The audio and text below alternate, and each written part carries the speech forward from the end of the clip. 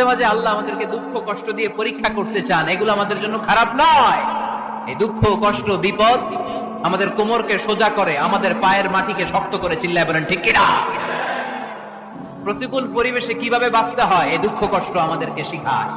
এজন্য মুমিন বান্দার বৈশিষ্ট্য হচ্ছে দুঃখ কষ্ট বেদনা জ্বালা এগুলোতে সে আপসেট হয় না, সে হাল ছেড়ে দেয় না, সে ভরসা রাখে একজনের উপর। চিল্লায় বলতে হবে তিনি কে?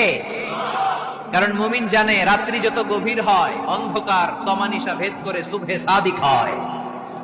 মুমিন জানে গর্ভবতী নারীর পেটের ব্যথা যেই দিন বাড়তে থাকে ওই দিনই নতুন মেহমান আগমনের সময় ঘনাতে থাকে। মুমিন জানে তার জীবনে দুঃখ কষ্ট বিপদ যত বাড়তে থাকে সুখের দিন কাছে আসতে থাকে। এজন্য মুমিনের হারাবার কিছু নেই। ফাইন্না মাআল উসরি ইউসরা, ইন্না মাআল উসরি ইউসরা। নবী হে, কষ্টের পরেই আছে আনন্দ, দুঃখের পরেই আছে সুখ।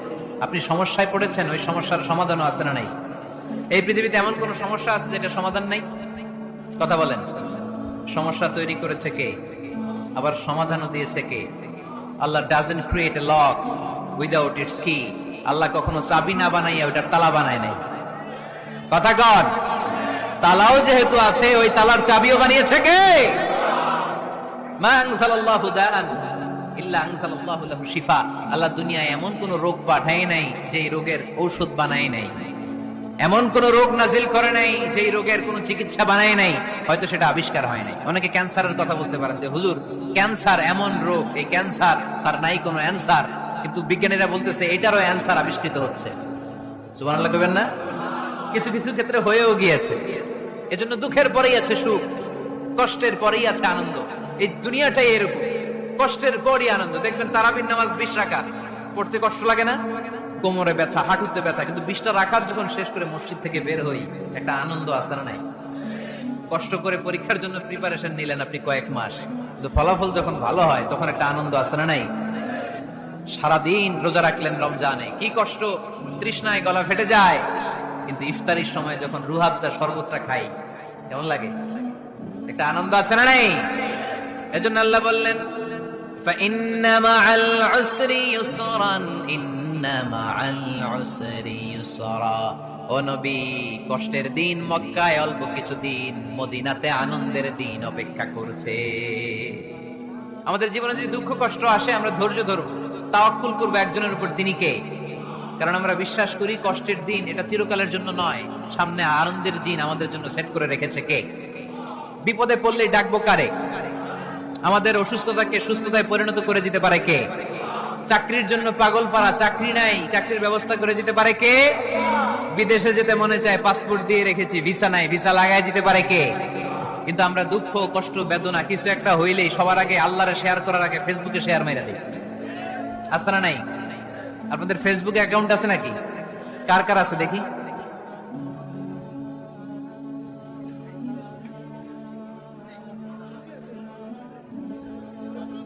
আছে আছে। এটার জন্য আমরা ভালো কাজে লাগাই, ঠিক কিনা? আপনি চাইলেই এমন ভাবে ফেসবুক ফ্রেন্ড লিস্ট করতে পারেন যারা ভালো ভালো জিনিস শেয়ার করে, যারা মোটিভেশনাল জিনিস শেয়ার করে, ইসলামের পক্ষে কথা বলে। আপনার এক একটা শেয়ারে অনেকের জীবন বেঁচে যেতে পারে, ঠিক কিনা? একজন মুমূর্ষু রোগীকে বাঁচাতে রক্তের প্রয়োজন, রক্তের গ্রুপ এ পজিটিভ। যারা রক্ত দান করতে আগ্রহী তারা এই নাম্বারে যোগাযোগ করুন। ফেসবুকে মাঝে মাঝে এরকম নিউজ আসে না নাই? আপনি just you put down in share, শেয়ারের মধ্যে একটা পুট করে দিলেন, একটু শেয়ার মেরে দিলেন, ছড়িয়ে পড়লো হাজার হাজার ফেসবুক ফ্রেন্ডদের কাছে। তাদের অনেকে ব্লাড দিতে আগ্রহী, সে তাড়াতাড়ি যেয়ে সেখানে ব্লাড ডোনেট করে আসলো। আপনার একটা শেয়ারের কারণে বেঁচে গেল অনেকগুলো প্রাণ। চিল্লা এখন ঠিক কিনা? রক্তদানের মতো শ্রেষ্ঠ ইবাদত হতে পারে? আমরা মনে করি শুধু জিকিরি ইবাদত, আমরা মনে করি শুধু নামাজি ইবাদত। রক্তদান, এক ব্যাগ রক্ত থেকে অনেক মানুষকে বাঁচানো যায়। এর মধ্যে আছে হিমোগ্লোবিন, এর মধ্যে আছে প্লাটিলেট, আছে প্লাজমা। রক্তে একটা উপাদান আছে প্লাজমা, নাম শুনছেন? আগুনে পোড়া রোগীকে বাঁচাতে এই প্লাজমা লাগে। হসপিটালের বার্ন ইউনিটে যেয়ে দেখবেন মানুষ কিভাবে চিল্লায়। নুসরাত নামে একটা মেয়ে মারা গেল না? এক বদমাইশের কবলে পড়ে মারা গেল না? তাকে আগুন জ্বালিয়ে দেওয়া হয়েছিল তার গায়ে, তার প্লাজমা গুলো জ্বলে গিয়েছিল। আগুনে পোড়া রোগীর যে কি কষ্ট, একটু দেখার জন্য হসপিটালের বার্ন ইউনিটে যাবেন, দেখবেন যে কি কষ্টে আছে তারা। এই প্লাজমা গুলোকে অনেক সেন্টিগ্রেড তাপমাত্রা নামিয়ে ঠান্ডা করে দেহে পুশ করা হয়। আপনার এক ব্যাগ রক্ত থেকে প্লাজমা আলাদা করা হবে, প্লেটলেটস আলাদা করা হবে, হিমোগ্লোবিন আলাদা করা হবে, শ্বেতকণিকা, লোহিত কণিকা আলাদা করে অনেকগুলো মানুষ বেঁচে যাবে। এজন্য ফেসবুক থাকাটা দোষের কিছু না, তবে ভালো কাজে আমরা ব্যবহার করবো, ঠিক কিনা? আপনার ফেসবুক শেয়ারিং আপনার জান্নাতি বানাতে পারে, আর আপনার ফেসবুক শেয়ারিং আপনার জাহান্নামের লাকড়ি বানাতে পারে। চিল্লায় বলেন ঠিক কিনা? So the decision is yours. সিদ্ধান্ত আপনাকে নিতে হবে, আপনি কিভাবে করবেন। যে কোনো বিপদে ওয়া ইলা রাব্বিকা ফারগাব, কোন দিকে মনোনিবেশ না করে কার দিকে মনোনিবেশ করব? যে কোনো বিপদ আপদ ফেসবুকে শেয়ার করার আগে শেয়ার করব কার কাছে? আমাদের যার যা লাগে আল্লাহ সবও যদি দিয়ে দেয়, আল্লাহর ধনভাণ্ডারের 1 ইঞ্চিও কমবে? হাদিসে কুদসিতে আল্লাহ বললেন, লাউ আন্না আউওয়ালাকুম ওয়া আখিরাকুম ওয়া ইনসাকুম ওয়া জিন্নাকুম, পৃথিবীর সব জিন, পৃথিবীর সব মানুষ বিশাল মরুভূমিতে দাঁড়িয়ে যদি আমার কাছে চাইতে শুরু করে, আল্লাহ এটা দাও, ওটা দাও, ওটা দাও, আমি আল্লাহ তোমাদের সব চাহিদাও যদি মিটিয়ে দেই, আমি আল্লাহর ধনভাণ্ডারের 1 ইঞ্চিও কমবে না। এজন্য চাইবো কার কাছে? বিপদে আপদে ভরসা করব কার কাছে? আর অবসরগুলোকে কাজে লাগানোর দরকার আছে না নাই? স্বাবলম্বী হওয়ার চেষ্টা করার দরকার আছে না নাই? ফা ইন্নামা আল উসরি ইউসরা, ইন্নামা আল উসরি ইউসরা। নবী হে, কষ্টের পরেই আছে সুখ, দুঃখের পরেই আছে আনন্দ। সব সময় মানুষের সময় একরকম কাটে না। এজন্য আমরা তাওয়াক্কুল করতে চাই একজনের উপর, তিনি কে? বিশ্বনবী বলেন, লিকুল্লি নবিয়্যিন দাওয়া মুস্তাজাবা। এই দুনিয়াতে সব নবীদের একটা করে মুস্তাজাবুদ দাওয়া আছে। আল্লাহ বলেছে, ও নবী, একটা করে স্পেশাল দোয়া করার সুযোগ পাবা, দোয়াটা করা মাত্রই কবুল করে নেব। বিশ্বনবী বললেন, এই পৃথিবীর বুকে যত নবী রাসূল দুনিয়ায় এসেছে, সব নবীরা তাদের স্পেশাল দোয়া দুনিয়ায় করে ফেলেছে, ইল্লা আনা, কিন্তু আমি করি নাই। বিশ্বনবী বললেন, ওয়া ইন্নী আখতাবিউ দাওয়াতি শাফাআতান লি উম্মতি ইয়াউমাল কিয়ামাহ। আমি আমার স্পেশাল দোয়াটা করি নাই, আমার স্পেশাল দোয়াটা আমি আমার গুনাহগার উম্মতকে বাঁচানোর জন্য কিয়ামত পর্যন্ত রেখে দিয়েছি। আমরা যেদিন বিপদে পড়ে যাব, যেদিন আমার আব্বা আমারে চিনবে না, আমি আমার আব্বারে চিনব না, নেতা তার কর্মীরে চিনবে না, কর্মী নেতারে চিনবে না, ঠিক কি না? পীর সাহেব মুরিদরে চিনবে না, মুরিদ পীর সাহেবরে চিনবে না, স্বামী তার স্ত্রীরে চিনবে না, স্ত্রী তার স্বামীরে চিনবে না। নবী থেকে শুরু করে, ওলি থেকে শুরু করে, শহীদ থেকে শুরু করে সবার মুখে একটাই জিকির, ইয়া নাফসি ইয়া নাফসি ইয়া নাফসি। আকাশের সূর্যটা যেদিন মাথার কাছে চলে আসবে, জমিনটা তামার জমিন হয়ে যাবে, সূর্যের তাপে মাথার মগজগুলো ভাতের মাড়ের মতো গলে গলে নাকের ছিদ্র কানের ছিদ্র দিয়ে টপ টপ করে বেয়ে বেয়ে নিচে পড়বে। ওই কঠিন দিনে কেউ কাউরে চিনবে না। বিষ্ণু বললেন, ওই দোয়াটা আমি দুনিয়ায় করি নাই। আমি বদরের যুদ্ধে মার খেয়েছি, উহুদের যুদ্ধে দাঁত ভেঙেছি, আমি না খেয়ে পেটে পাথর বেঁধেছি। আমি যদি ওই দিন দোয়া করতাম, আল্লাহ দোয়া কবুল করে নিত, জান্নাতি খাবার দিয়ে দিত, আমার মায়ের খাওয়া লাগতো না, তায়েফে আমার রক্ত ঝরতো না, দোয়া করলেই কবুল। কিন্তু ওই দোয়াটা আমি দুনিয়ায় করি নাই। ওই দোয়াটা আমার জন্য, আপনার জন্য, আমাদের জন্য বিশ্বনবী জমা রেখে দিয়েছে।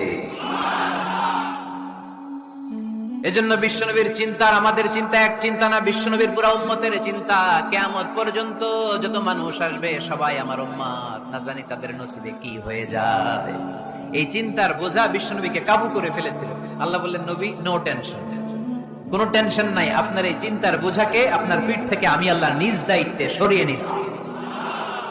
এজন্য আল্লাহ বললেন, আলাম নাশরাহ লাকা সাদরাকা ওয়া ওয়াদা'না আনকা বিজরাক আল্লাযী আনকাযা যাহরাক।